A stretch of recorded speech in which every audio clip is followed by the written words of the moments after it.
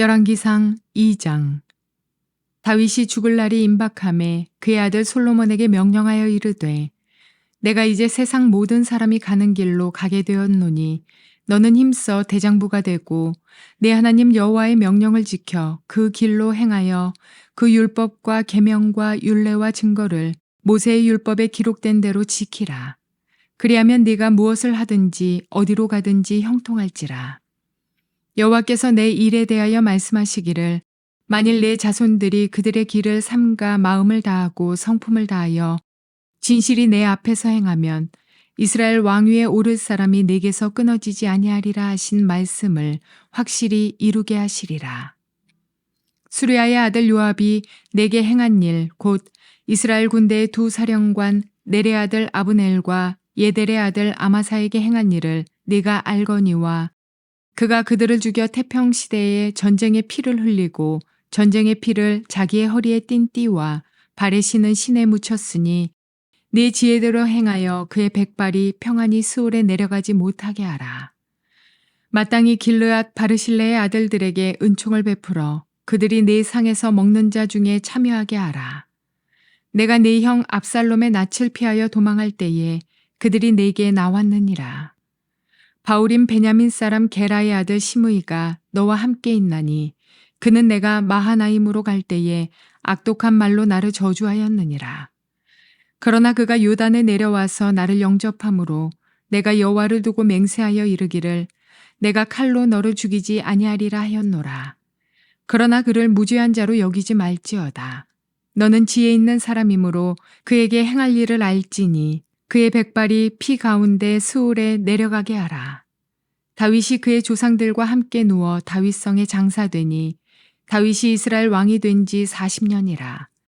헤브론에서 7년 동안 다스렸고 예루살렘에서 33년 동안 다스렸더라. 솔로몬이 그의 아버지 다윗의 왕위에 앉으니 그의 나라가 심히 견고하니라. 핫깃의 아들 아도니아가 솔로몬의 어머니 밧세바에게 나온지라. 밧세바가 이르되, 내가 화평한 목적으로 왔느냐? 대답하되, 화평한 목적이니이다. 또 이르되, 내가 말씀드릴 일이 있나이다. 밧세바가 이르되, 말하라. 그가 이르되, 당신도 아시는 바이거니와 이 왕위는 내 것이었고 온 이스라엘은 다 얼굴을 내게로 향하여 왕으로 삼으려 하였는데 그 왕권이 돌아가 내 아우의 것이 되었음은 여호와께로 말미암음이니이다. 이제 내가 한 가지 소원을 당신에게 구하오니 내 청을 거절하지 마옵소서. 밧세바가 이르되, 말하라. 그가 이르되, 청하건대 솔로몬 왕에게 말씀하여 그가 수넴 여자 아비삭을 내게 주어 아내를 삼게 하소서. 왕이 당신의 청을 거절하지 아니하리이다. 밧세바가 이르되, 좋다. 내가 너를 위하여 왕께 말하리라. 밧세바가 이에 아도니아를 위하여 말하려고 솔로몬 왕에게 이르니 왕이 일어나 영접하여 절한 후에 다시 왕좌에 앉고 그의 어머니를 위하여 자리를 베푸니 그가 오른쪽에 앉는지라. 밧세바가 이르되, 내가 한 가지 작은 일로 왕께 구하오니 내 청을 거절하지 마소서. 왕이 대답하되, 내 어머니여 구하소서. 내가 어머니의 청을 거절하지 아니하리이다. 이르되, 청하건대 수넴 여자 아비삭을 아도니아에게 주어 아내로 삼게 하소서. 솔로몬 왕이 그의 어머니에게 대답하여 이르되, 어찌하여 아도니아를 위하여 수넴 여자 아비삭을 구하시나이까? 그는 나의 형이오니 그를 위하여 왕권도 구하옵소서. 그뿐 아니라 제사장 아비아달과 수르야의 아들 요압을 위해서도 구하옵소서 하고 여호와를 두고 맹세하여 이르되, 아도니아가 이런 말을 하였은즉 그의 생명을 잃지 아니하면 하나님은 내게 벌 위에 벌을 내리심이 마땅하니이다.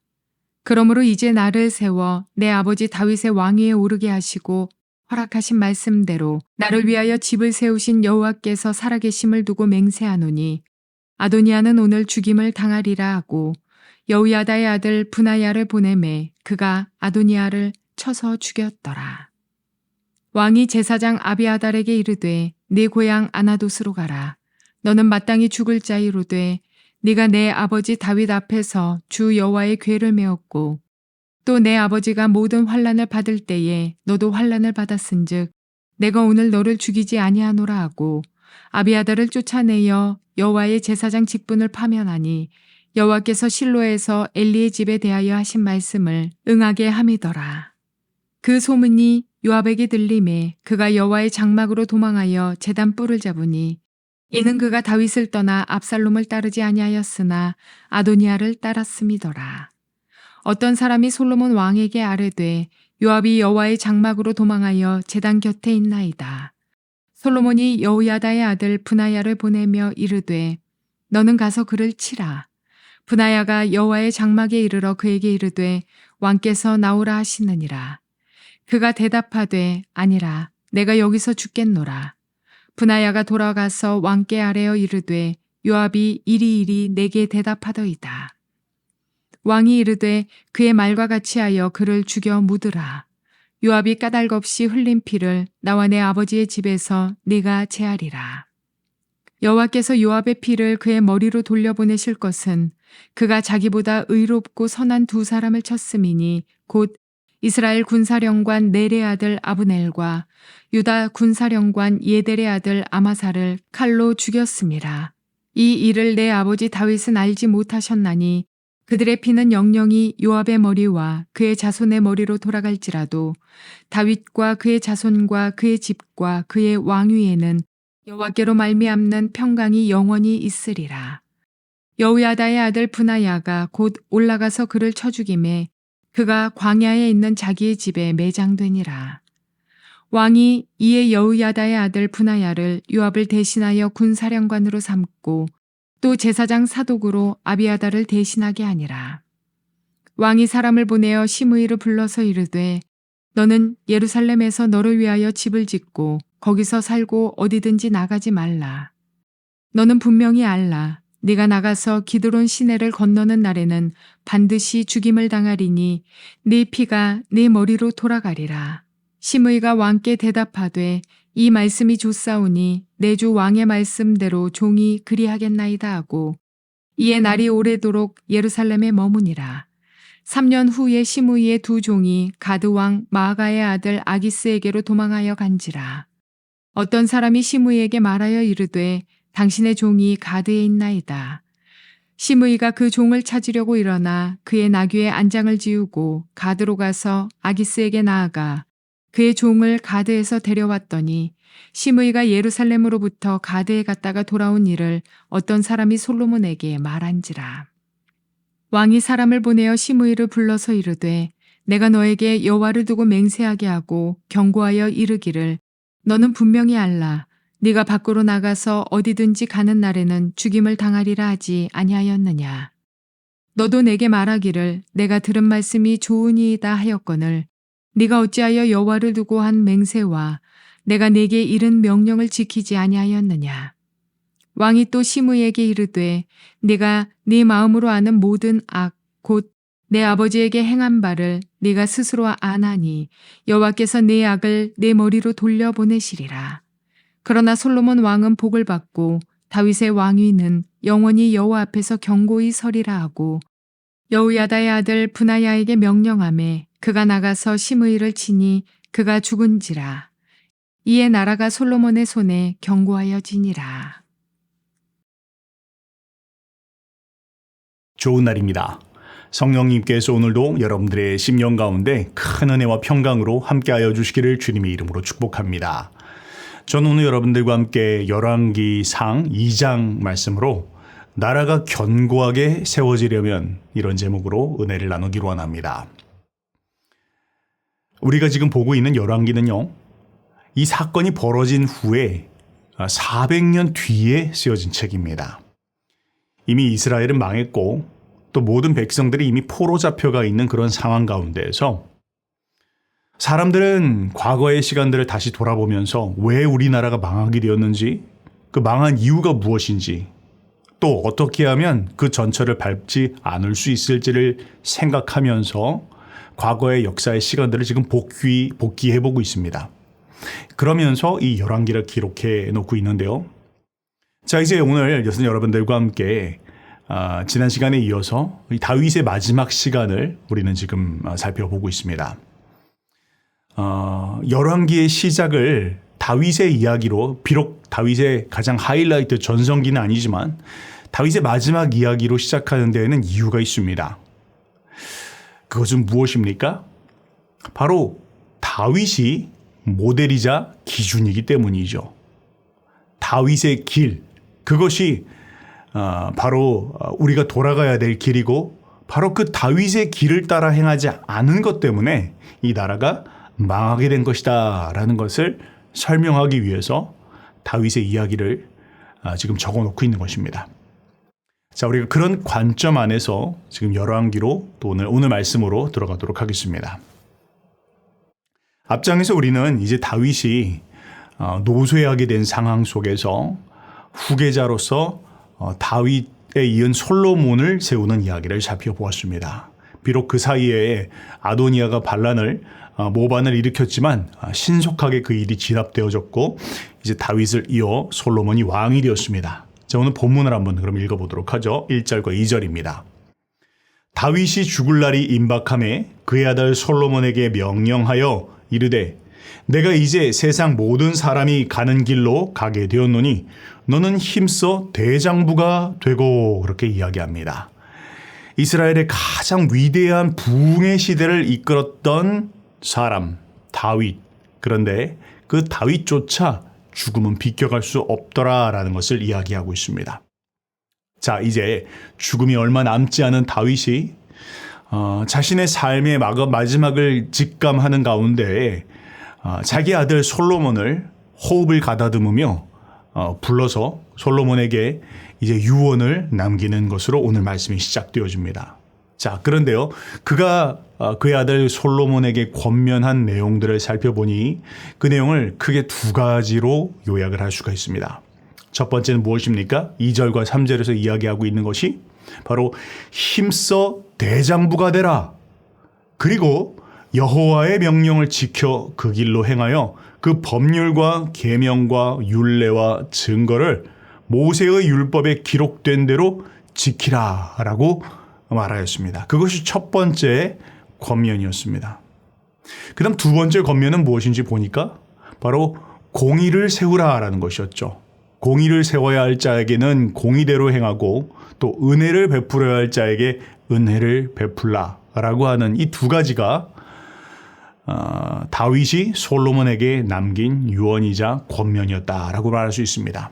자, 그럼 한번 그 내용을 이제 구체적으로 한번 살펴보도록 하죠. 그것이 다윗이 솔로몬에게 굉장히 중요한 권면으로 남겨놨다라는 것을 생각할 때 우리가 묵상해 볼 필요가 있는 내용들이죠.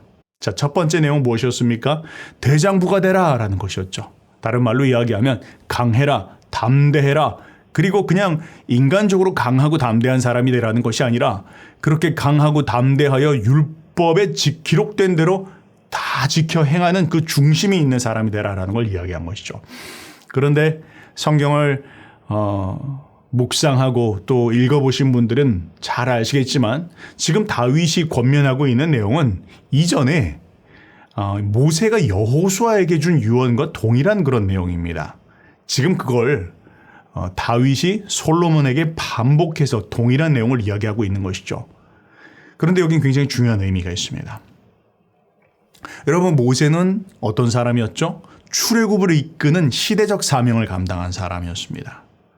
그에 이은 여호수아는 가나안 정복이라고 하는 사명을 감당했어야 됐고 또 다윗 그 자신은 이스라엘로 하여금 다윗 왕국을 건설하는 그런 시대적 사명을 감당하는 사람이었습니다. 그리고 이제 그에 이어서 솔로몬은 성전 건축이라고 하는 아주 중요한 사명을 또한 감당해야 될 그런 사람이었던 것이죠. 뭘 이야기하고 있는 것입니까? 바로 이런 시대적인 사명을 감당하기 위해서는 말씀 안에서 강해야 된다라는 것입니다. 여러분, 여기서 굉장히 중요한 부분들을 이야기하고 있습니다. 여러분, 하나님의 비전을 이루지 못하는 사람들이 있는데 두 종류의 사람들이 있습니다. 첫 번째는 어떤 사람입니까? 세속적인 기준에 마음이 흔들리는 사람입니다. 무엇이 하나님의 기준인지 무엇이 세상의 기준인지를 혼동하는 사람들. 이런 사람 당연히 하나님의 비전을 이룰 수 없겠죠. 세상의 기준을 쫓아 살아가다가 하나님의 기준이 무엇인지 모르는 채로 세상의 기준을 따라 살아가는 사람들. 이런 사람들 하나님의 비전을 이룰 수 없을 것입니다. 그런데 뿐만 아니라 마음이 강하지 못한 사람들, 그냥 좋은 게 좋은 거야. 물에 불탄 듯 술 탄 듯 살아가는 사람들, 맺고 끊는 거 분명하지 못하는 사람들, 하나님께서 원하시는 게 무엇인지 알매도 불구하고 그것을 결단력 있게 선택하지 못하고 그 일을 위해서 끊어내야 될 것을 끊지 못하는 사람들, 이런 사람들은 하나님의 비전을 성취할 수 없습니다. 그래서 지금 다윗이 솔로몬에게 이야기하고 있는 것입니다. 뭐라고요? 대장부가 되라. 강하고 담대해라. 그런데 그냥 무조건 인간적으로 강하고 담대한 게 아니라 율법 안에서 강하고 담대한 사람이 되라. 오늘날로 이야기하면 말씀 안에서 굳건하게 선 사람이 되라. 말씀 안에서 마음을 강하게 하여라. 그래야만 하나님의 비전을 성취할 수 있을 것이다. 라고 이야기하고 있는 것입니다. 그것이 오늘날 우리에게도 동일하게 적용되어지는 말씀입니다. 자, 그것이 첫 번째 다윗의 당부였고요. 두 번째 당부는 무엇이었습니까? 바로 공의대로 행할 자에게는 공의대로, 은혜 베풀 자에게 은혜를 베풀라라는 것이었죠. 자, 그럼 한번 구체적으로 보도록 합시다. 그 첫 번째 케이스로 다윗은 요압에 대해서 이야기를 합니다. 5절 6절입니다. 수루야의 아들 요압이 내게 행한 일, 곧 이스라엘 군대의 두 사령관 넬의 아들 아브넬과 예델의 아들 아마사에게 행한 일을 내가 알거니와 그가 그들을 죽여 태평시대에 전쟁의 피를 흘리고 전쟁의 피를 자기의 허리에 띤 띠와 발에 신은 신에 묻혔으니 내 지혜대로 행하여 그의 백발이 평안히 수월에 내려가지 못하게 하라. 요압은 어떤 사람입니까? 그는 태평시대에 피를 흘린 자입니다. 다윗과 함께 화평을 맺기 위하여 온 아브넬을 야비하게 죽인 사람이었죠. 뿐만 아니라 그 이후에 압살롬의 난이 완전히 평정된 후에 또한 다윗 편에 서려고 하고 있는 군대 장관 아마사를 또한 아주 잔인한 방법으로 죽인 사람이 바로 요압이었습니다. 이 모든 일이 왕의 재가 없이 이루어진 일이었고 뿐만 아니라 무고한 사람의 피를 흘린 일이었죠. 만약에 이 요압의 죄가 공의롭게 다뤄지지 않는다면 앞으로 서게 될 솔로몬의 나라가 바르게 설 수 없을 것이었습니다. 그래서 지금 다윗은 이야기하는 것입니다. 공의대로 행해야 할 자에게는 공의대로 행해야 된다라고 지금 이야기하고 있는 것이죠. 다윗이 걱정이 컸겠죠. 다윗과 함께 했었던 시대 가운데에서도 요압이 정말 그렇게 행동을 했는데 그보다 한참 어리고 경험도 적은 솔로몬 시대의 요압을 그냥 놔둔다면 분명하게 큰일을 치룰 수 있는 사람입니다. 그래서 지금 다윗이 이야기하는 것입니다. 요압에 대해서는 공의롭게 행해야 된다라는 것을 지금 귀뜸하고 있는 것이죠. 그 다음에 또 한 사람을 이야기하는데 바로 시므이라고 하는 사람입니다. 8절 9절입니다. 바후림 베냐민 사람 게라의 아들 시므이가 너와 함께 있나니 그는 내가 마하나임으로 갈 때 악독한 말로 나를 저주하였느니라. 그러나 그가 요단에 내려와서 나를 영접함으로 내가 여호와를 두고 맹세하여 이르기를 내가 칼로 너를 죽이지 아니하리라 하였노라. 그러나 그를 무죄한 자로 여기지 말지어다. 너는 지혜에 있는 사람이므로 그에게 행할 일을 알지니 그의 백발이 피 가운데 수월에 내려가게 하라. 뭘 이야기하는 것입니까? 이 시므이는 사울의 사람입니다. 압살롬의 난 때문에 지금 피신하고 있는 다윗을 쫓아다니면서 그 뒤에서 저주한 사람이었죠. 그러나 그 모든 난이 제대로 평정되어지고 나자 신속하게 찾아와 그의 죄를 뉘우치기는 하였지만 그런데 여호와의 기름 부은 왕을 저주하고 또 모독한 것에 대해서 죄 없다라고 말할 수 없겠죠. 그러나 그보다 더 근본적으로 그는 사울의 사람이었죠. 언제든 다시 사울의 나라를 일으키고자 하는 그 마음의 중심의 동기가 제대로 점검되거나 꺾여지지 않은 그런 상황입니다. 무슨 일을 벌일지도 모르는 것이죠. 이 역시 공의대로 처리되어야만 솔로몬의 나라가 견고할 수 있는 것입니다. 그래서 지금 그것에 대해서 다윗이 분명하게 처리를 할 것을 이야기를 하고 있습니다. 자, 그러면서 이제는 반대로 은혜를 베풀어야 될 자에게는 제대로 은혜를 베풀어야 된다라고 이야기하면서 바르실레에 대해서 이야기하고 있죠. 7절입니다. 마땅히 길르앗 바르실레의 아들들에게 은총을 베풀어 그들이 내 상에서 먹는 자 중에 참여하게 하라. 내가 내 형 압살롬의 낯을 피하여 도망할 때에 그들이 내게 나왔느니라. 자, 압살롬의 난을 피해서 도망가고 있을 때 아무런 준비 없이 모든 자기와 함께하는 군사들과 함께 요단강을 건너서 마하나임으로 건너갔을 때 80이 넘은 노인이었습니다. 그런데 그가 다윗에 대한 고마운 마음 또 다윗에 대한 감사하는 마음으로 아무도 다윗 편에 서려고 하지 않은 그때 다윗과 또 그와 함께하는 사람들의 모든 필요를 채워주는 아주 고마운 사람 은인이었습니다. 그 은혜를 잊지 말라고 하는 것이죠. 자, 이것이 바로 다윗이 솔로몬에게 남긴 이야기였습니다. 공의를 세워야 할 자들에게는 공의대로 행하고 은혜를 베풀어야 될 자들에게 은혜를 베풀어라.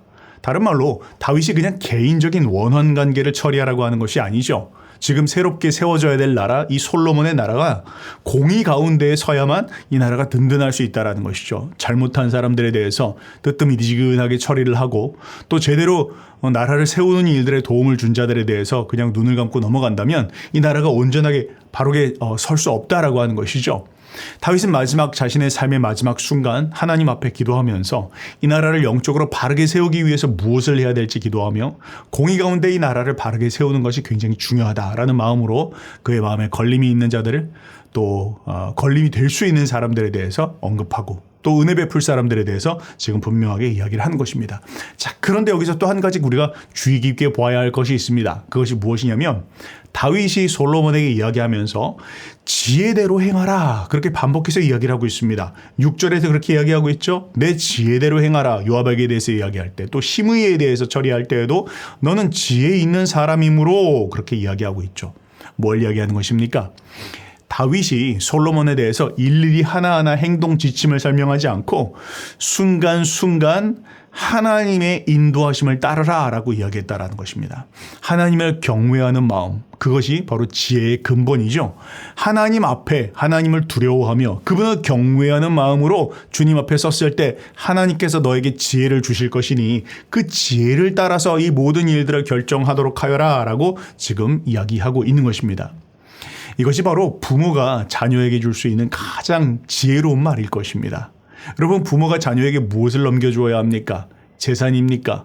혹은 인생을 살아감에 있어서 형통할 수 있는 혹은 처세술이나 혹은 돈 많이 벌 수 있는 방법입니까? 아니죠. 부모가 자녀에게 해줄 수 있는 최고의 말은 무엇입니까? 바로 하나님을 경외해라 라는 것입니다. 하나님을 두려워해라. 너의 삶에 너를 통치하시고 이끄시는 분 하나님이시니 그분 앞에 두려운 마음으로 그분을 경외하는 마음으로 그분 앞에 서라. 그렇다면 그분께서 너의 삶 가운데 지혜를 베풀어 주실 것이다. 그분의 지혜를 따르라. 이게 사람이 자녀에게 줄 수 있는 가장 지혜로운 말이며 축복의 말이라는 거 여러분 믿으시기를 바랍니다. 자, 그런 가운데서 10절과 12절 말씀 보니까 그렇게 해서 이제 다윗의 시대가 마무리가 되었고 솔로몬의 시대가 펼쳐졌다라는 걸 이야기합니다. 다윗이 그의 조상들과 함께 누워 다윗성에 장사되니 다윗이 이스라엘 왕이 된 지 40년이라 헤브론에서 7년 동안 다스렸고 예루살렘에서 33년 동안 다스렸더라 해서 도합 40년 동안 다윗의 시대가 있었다라는 걸 말하며 이제 마지막으로 솔로몬이 그의 아버지 다윗의 왕위에 앉으니 그의 나라가 심히 견고하니라. 이제 그의 나라가 흔들리지 않는 솔로몬의 시대가 드디어 활짝 열렸다라는 것을 이야기하고 있죠. 자, 그런데 이렇게 솔로몬의 나라가 견고하리라 라고 하면서 이제 그것이 굳건하게 견고한 나라로 지속되어지기 위해서 솔로몬이 해야 될 일이 있습니다. 바로 아버지 다윗이 남겨둔 유언을 따라서 일을 처리해야 됐다는 것이죠.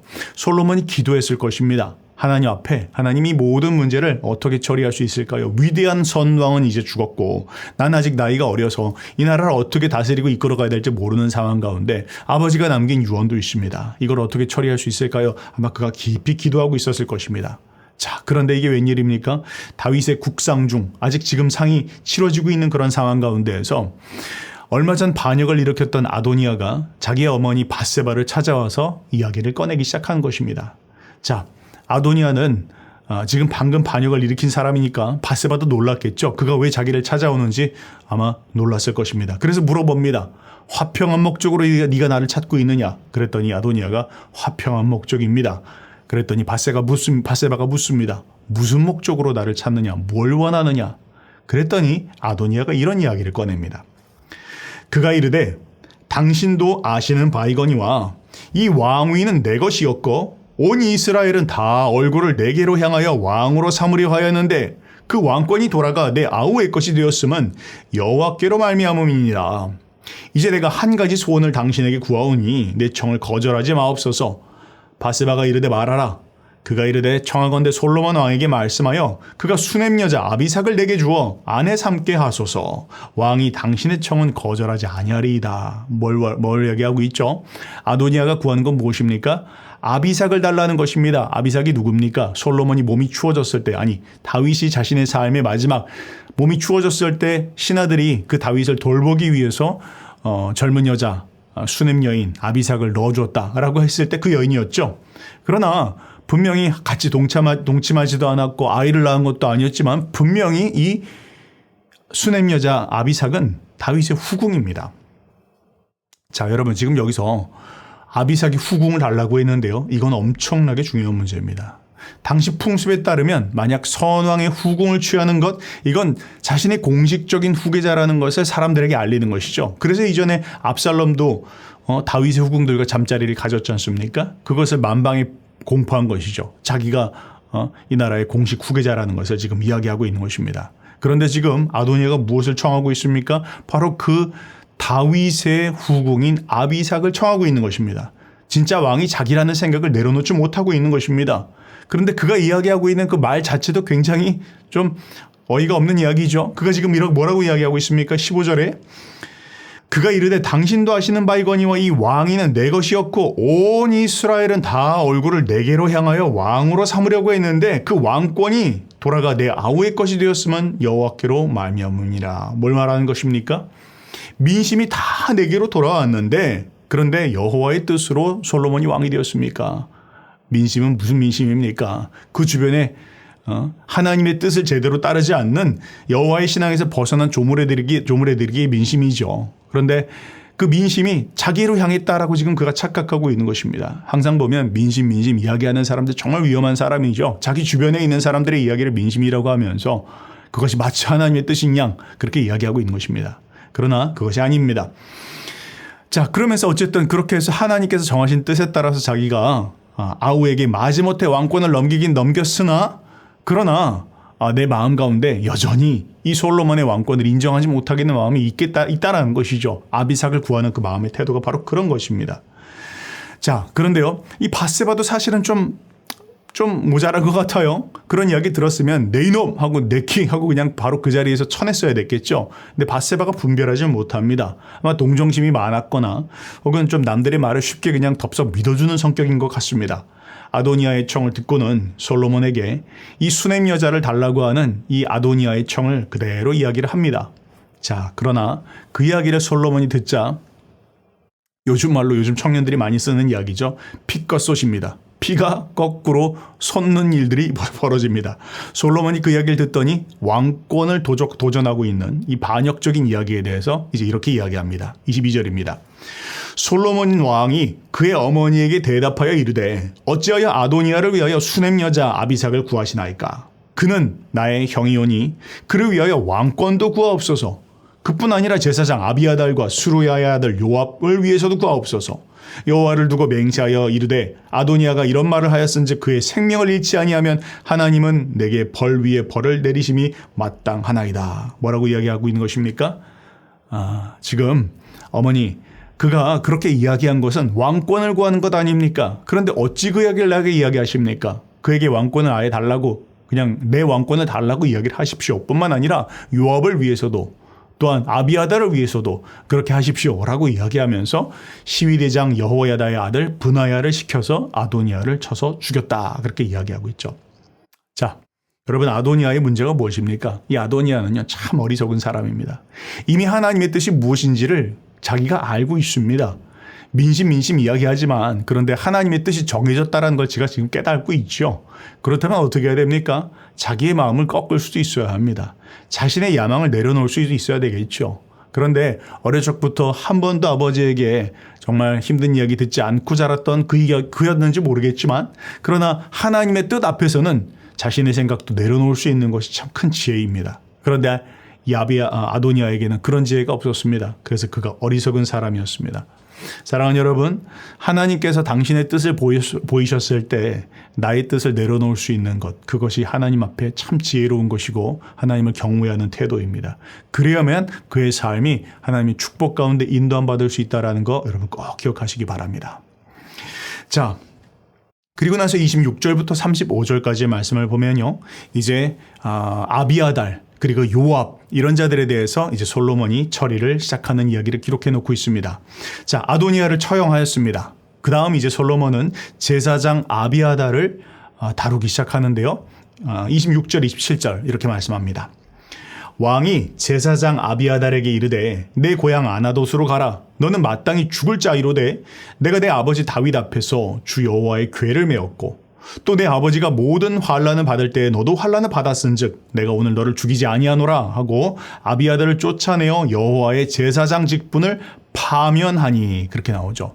자, 솔로몬도요. 법궤를 메었던 이 아비아달 뿐만 아니라 다윗과 함께 어려운 시간을 함께하였던 이 제사장을 죽이기는 원치 않았습니다.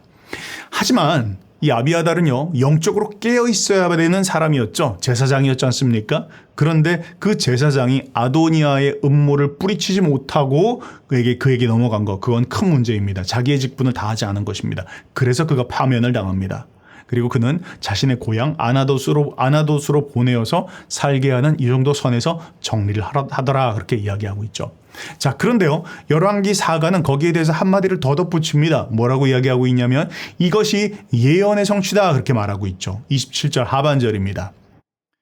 여호와께서 실로에서 엘리의 집에 대하여 하신 말씀을 응하게 함이더라. 여러분, 이게 무려 100년 전 엘리가 있었던 시간이 무려 100년 전 이야기입니다. 근데 그 100년 전 이야기, 그 엘리가 자신의 죄를 지음으로 말미암아 하나님께서 엘리의 집안이 망하게 될 것이다. 다른 말로 이야기하면 이다말 계열에서 제사장이 더 이상 나지 않을 것이다 라고 하는 이야기가 성취되었다라는 것이죠.